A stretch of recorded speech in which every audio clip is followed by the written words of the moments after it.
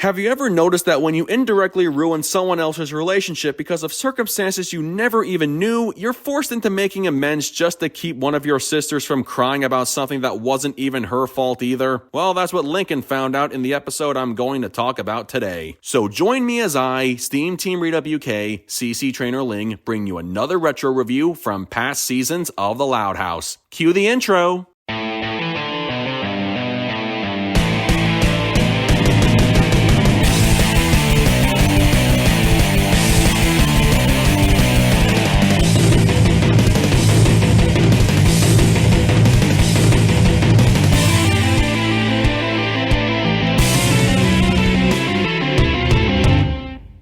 Today's episode is Save the Date. In this episode, Lincoln is forced to go on a double date with Lori as a way of trying to patch things up with her boyfriend Bobby and his little sister Ronnie Anne. This is one episode where I don't feel too strongly one way or the other, so it's neither terrible but not all that great either. I'll start off by saying it does have some good things worth mentioning. It was good for developing the friendship between Lincoln and Ronnie Anne following the events of Heavy Metal. They get along just fine throughout most of the episode, and the only time there are any bitter feelings between them is when Lincoln publicly insults her when he's around a few of his classmates both in school and at Jean Juan's. In Lincoln's defense, and you have to look at it from the perspective of a kid his age, he was being made fun of by his classmates when they jokingly said he had a girlfriend and he needed to do something to get them to stop. However, Ronnie Anne overheard all the mean things he said, and you feel so bad for her because she didn't do anything to deserve those insults. I will give the episode major props for reinforcing the lesson that no matter how tough you may look on the outside, words can still hurt you on the inside. Lincoln eventually made it up to Ronnie Anne by proving how much he cares about her with more than just words. Of course, taking such actions resulted in some major character shipping within the fandom, so that's all I'm going to say about that one romantic moment they had. I also give props to Ronnie Anne for taking some action and using a few choice words of her own by convincing Lincoln's classmates that she and him were not dating, which in turn stopped all the teasing those kids were putting him through. Their friendship was handled very well in this episode, which is more than I can say for how the other characters were handled. First off, I did not like how both Lori and Bobby were presented. Lori seemed more concerned about putting things right with Bobby after he broke up with her over what Lincoln said to Ronnie Anne, who just so happened to be Bobby's little sister. Bobby said he could never date someone related to someone who hurt someone he's related to,